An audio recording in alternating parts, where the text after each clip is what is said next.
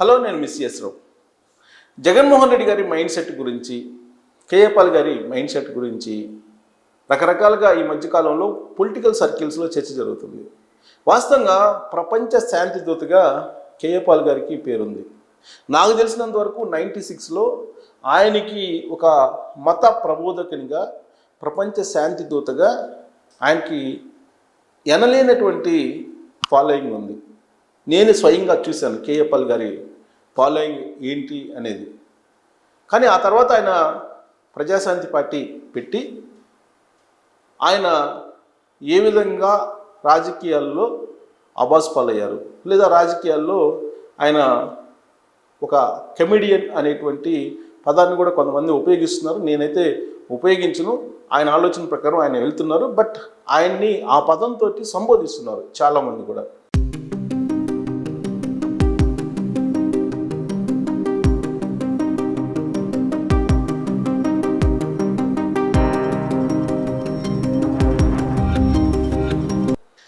But ఆయన పందాలో ఆయన రాజకీయాలు చేసుకుంటూ వెళ్తూ ఉన్నారు.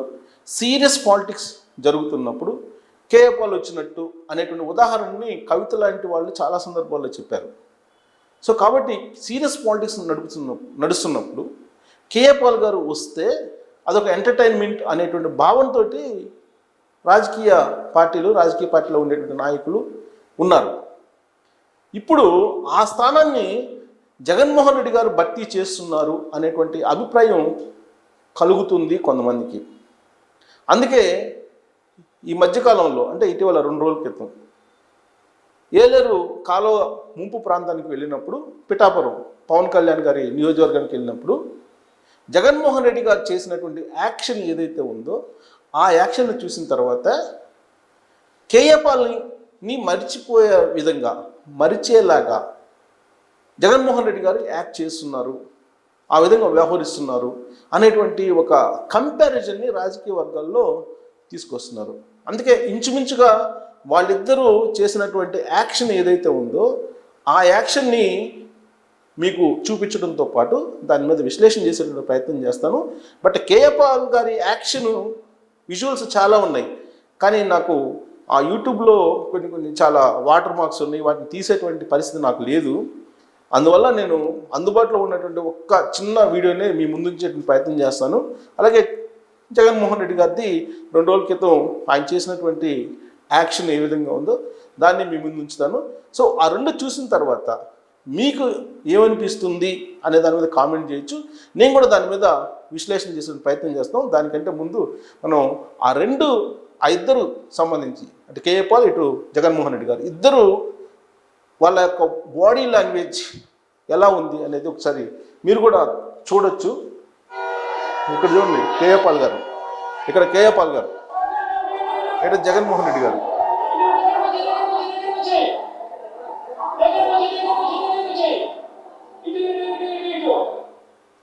సో ఇక్కడ కేఏ పాల్ గారు.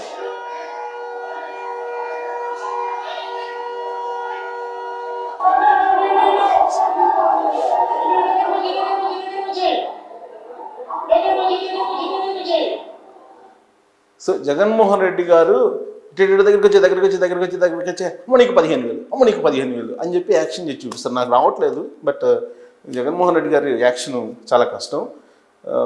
కేఏ పాల్ గారిది జస్ట్ ఒక విజువల్ దొరికితే నేను మీకు చూపించాను. బట్ కేఏ పాల్ గారు డ్యాన్స్ వేసేయి, తర్వాత ఆయన క్యాంపెయిన్లో పబ్లిక్ని ఆకట్టుకోవడానికి ఆయన కిస్లు ఇచ్చేవి చాలా ఉన్నాయి.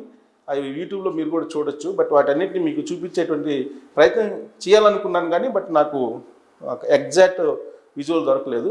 బట్ ఈ 2 చూస్తే, వీళ్ళిద్దరు చూస్తే కనుక ఇప్పుడు జగన్మోహన్ రెడ్డి గారి మైండ్ సెట్ ఏంటి అనే దాని మీద మనం విశ్లేషణ చేసుకుంటే కనుక, జగన్మోహన్ రెడ్డి గారి గురించి ఆ పార్టీలో ఉండేటువంటి వాళ్ళే, ఇప్పుడు కాదు, ఆల్రెడీ ఆయన పార్టీ పెట్టిన తొలి రోజుల నుంచి కూడా ఒకేలాగా చెప్తున్నారు. ఆ పార్టీ నుంచి బయటకు వచ్చినటువంటి వాళ్ళు, ఆ పార్టీలో ఉన్నటువంటి వాళ్ళేమో ప్రైవేట్గా మాట్లాడుకుంటుంటారు. ఆ పార్టీ నుంచి బయటకు వచ్చి మొట్టమొదటిసారిగా జగన్మోహన్ రెడ్డి గారి మైండ్ సెట్ని చెప్పినటువంటి వాళ్ళు హీరో రాజశేఖర్. ఆయన చెప్పిన దాని ప్రకారం ఏంటంటే, ఎవరైనా సరే కొంచెం నీట్గా డ్రెస్ చేసుకున్నా, లేదు జగన్మోహన్ రెడ్డి గారి కన్నా కూడా కొంచెం పొడవుగా ఉన్నా, లేదు కొంత ప్రజాదరణ కలిగి ఉన్నా, ఆయన తట్టుకోలేరు అనేది రాజశేఖర్ చెప్తున్నటువంటి మాట. అవే మాటలు వైఎస్ఆర్ కాంగ్రెస్ పార్టీ నుంచి బయటకు వచ్చినటువంటి అనేక మంది 90% లీడర్స్ అదే వర్షన్ చెప్పడం జరిగింది. తర్వాత ఆయన మైండ్ సెట్ గురించి షర్మిల గారు చెప్పారు. అలాగే పార్టీకి సంబంధించిన లీడర్లు అనేక సందర్భాల్లో రకరకాలుగా చెప్పడం జరిగింది. ఆయన చెప్పింది వినడం మినహా ఎదుటి వాళ్ళు చెప్పింది అసలు ఆయన ఆలోచించరు, ప్లస్ ఆలకించరు అనేటువంటిది కూడా చెప్తుంటారు. అసలు జగన్మోహన్ రెడ్డి గారికి ఇప్పుడు అధికారం కోల్పోయిన తర్వాత కంప్లీట్గా మైండ్ పనిచేయట్లేదు, ఫ్రస్ట్రేషన్లో ఉన్నారు అని చెప్పి తెలుగుదేశం పార్టీ వాళ్ళు చెప్తున్నారు. ఈ మధ్యకాలంలో ఆయన్ని డాక్టర్లకు చూపించాలి, ప్లస్ చంద్రబాబు నాయుడు గారు ముఖ్యమంత్రిగా ఉన్నారు కాబట్టి ఆయనే ఇనిషియేటివ్గా తీసుకొని జగన్మోహన్ రెడ్డి గారికి ట్రీట్మెంట్ చేయించాలి ప్రభుత్వ ఖర్చులతోటి అనేది ఇప్పుడు తెలుగుదేశం పార్టీ నాయకులు మీడియా ముందుకు వచ్చి చెప్తున్నారు. ఏది ఏలేరు కాలం ముంపు ప్రాంతానికి వెళ్ళి పరిశీలించిన తర్వాత ఆయన పిఠాపురంలో చేసినటువంటి యాక్షన్ను చూసిన తర్వాత జగన్మోహన్ రెడ్డి గారి యొక్క మైండ్ సెట్ మీద రకరకాలుగా ఇప్పుడు చర్చ జరుగుతూ ఉంది. పైగా ఆయన వ్యవహరిస్తున్నటువంటి తీరు కూడా రాష్ట్రంలో రాష్ట్రపతి పాలన పెట్టాలంటారు, ఢిల్లీ వెళ్ళి జంతర్ మంతర్లో ధర్నాలు చేశారు, తనకి ప్రతిపక్ష హోదా ఇవ్వాలని అంటారు కోర్టులో, తర్వాత పాస్పోర్ట్ నాకు సంవత్సరం కాదు 5 సంవత్సరాలు ఇవ్వాలంటారు. ఇవన్నీ చూస్తూ ఉంటే ఆయన రాజ్యాంగాన్ని కూడా పక్కన పెట్టేసి తనకి కావాల్సినవి ఇవ్వాల్సిందే అనేటువంటి ఒక డిమాండ్ చేస్తున్నారు. ఆయన మైండ్ సెట్ అలా ఉంటుంది అనేది కూడా చెప్తూ ఉంటారు. సరే, ఆయన మైండ్ సెట్ గురించి చెప్పాలంటే కనుక అనేక మంది అనేక రకాలుగా కామెంట్లు చేశారు. అంటే పార్టీలో ఉన్నప్పుడు ఒక రకంగా, పార్టీ నుంచి బయటకు వచ్చిన తర్వాత మరొక రకంగా చెప్పేవాళ్ళు. ఈవెన్ జూపుడి ప్రభాకర్ గారు ఉన్నారు, ఆయన తొలి రోజుల్లో వీరాభిమాని జగన్మోహన్ రెడ్డి గారికి. ఆ తర్వాత ఆ పార్టీని వీడి తెలుగుదేశం పార్టీలోకి వచ్చినప్పుడు జగన్మోహన్ రెడ్డి గారి మైండ్ సెట్ గురించి చాలా దారుణంగా మాట్లాడారు. మళ్ళీ ఇప్పుడు వైఎస్ఆర్ కాంగ్రెస్ పార్టీలో ఉన్నారు. ఇక రఘురామకృష్ణరాజు గారు, ఆయనైతే జగన్మోహన్ రెడ్డి గారి మైండ్ సెట్ గురించి ఆయన రచ్చబండ వేదికగా గత 2 సంవత్సరాల నుంచి చెప్తూ ఉన్నారు. అయితే నాకు తెలిసినటువంటి జగన్మోహన్ రెడ్డి గారు 2019 ఎన్నికలకు ముందు నేను పర్సనల్గా ఆయన ఇచ్చినటువంటి ఇన్విటేషన్ ప్రకారం అన్ని ఛానల్స్కి సంబంధించినటువంటి హెడ్స్ తోటి నేను కూడా కలవడం జరిగింది. ఆ రోజున ఆయనతో ఇంటరాక్ట్ అయిన తర్వాత ఖచ్చితంగా ఈ సమాజంలో ఏదో మార్పు తేవాలని భావిస్తూ ఉన్నారు. అలాంటి కసి ఉంది అతనిలో. డెఫినెట్గా అలాంటి వాళ్ళు రాజకీయాల్లోకి రావాలి అని చెప్పి ఆ రోజున ఆయన ఇంటరాక్ట్ అయినటువంటి తీరును బట్టి భావించాం. నాతో పాటు నా మిత్రులు కూడా ఉన్నారు, నా కొలీగ్స్ కూడా ఉన్నారు. ఆ రోజున వివిధ ఛానల్కి సంబంధించిన హెడ్స్ కూడా వచ్చారు అక్కడికి. నాకన్నా సీనియర్ జర్నలిస్టులు కూడా ఆ రోజు ఉన్నారు. సీన్ కట్ చేస్తే 2019 నుంచి 2024 వరకు పరిపాలన చూసిన తర్వాత ఆ రోజు జగన్మోహన్ రెడ్డి గారు ఇంటరాక్షన్ దాదాపు 1.5 అవర్ ఆయన ఏదైతే చెప్పారో దానికి పూర్తి భిన్నంగా ఉంది అని చెప్పేసి ఒక అభిప్రాయానికి నేను కూడా వ్యక్తిగతంగా రావడం జరిగింది. అంటే జగన్మోహన్ రెడ్డి గారు బయటికి కనిపిస్తున్నటువంటి మనిషి కాదు, లోపల మరొక మనిషి ఉన్నారు అనేటువంటిది ఆంధ్రప్రదేశ్ ప్రజలు గమనించారు. అందుకే 2024లో 11 మంది ఎమ్మెల్యేలకి ఆయన్ని పరిమితం చేశారు. ఇప్పుడు ఆ లోపల మనిషి ఫ్రస్ట్రేషన్లో బయటకు వస్తున్నట్టు కనిపిస్తుంది. ఎందుకనంటే ఇప్పుడు జగన్మోహన్ రెడ్డి గారు ఏం చెప్తున్నారు, రెండు నీకు 15,000 అని చెప్తున్నారు కదా. ఈ చెప్పే ముందు 2019 ఎన్నికల ముందు తాను ఏం చెప్పారు అనేది కనుక ఒక్కసారి ఆలోచిస్తే బాగుండేది. ఎందుకంటే 2019 ఎన్నికల ముందు జగన్మోహన్ రెడ్డి గారు చెప్పినటువంటి కొన్ని ఇంపార్టెంట్వి చెప్తా, చాలా ఉన్నాయి, కొన్ని ఇంపార్టెంట్ చెప్తా. మద్య నిషేధం అన్నారు. ఆ తర్వాత ఏం చేశారు, ఆయనే సొంతంగా మద్యం దుకాణాలు పెట్టారు. ఆయనే తయారీదారు, ఆయనే సరఫరాదారు, ఆయనే విక్రయదారు. దేశం మొత్తం డిజిటల్ పేమెంట్స్ జరుగుతుంటే ఈయన మాత్రం కరెన్సీ వసూలు చేశారు. ఇది అందరికీ తెలుసు. ఇక సిపిఎస్ రద్దు, అదెంతన్నా వారం రోజుల్లో ఇచ్చేస్తాను అధికారంలో రాగానే అన్నాడు. సిపిఎస్ రద్దు గురించి ఏం చేశారో ఉద్యోగులు అడిగితే బాగా చెప్తారు. ఇక అమరావతి అక్కడే ఉంటుంది, అమరావతి విజయవాడలోనే ఉంటుంది, గుంటూరు విజయవాడ మధ్యలోనే ఉంటుంది. నేను అందుకే తాడేపల్లి ఇల్లు కట్టుకున్నా అన్నారా లేదా? ఆ తర్వాత అధికారంలోకి వచ్చిన తర్వాత ఏం చేశారు అందరికీ తెలిసిందే. ఇలా చెప్పుకుంటూ పోతే ఆయన ఇచ్చినటువంటి హామీలు భారతదేశంలో ఎక్కడా లేని విధంగా పెట్రోల్ డీజిల్ రేట్లు హైయెస్ట్ ఉన్నాయి రాష్ట్రంలో.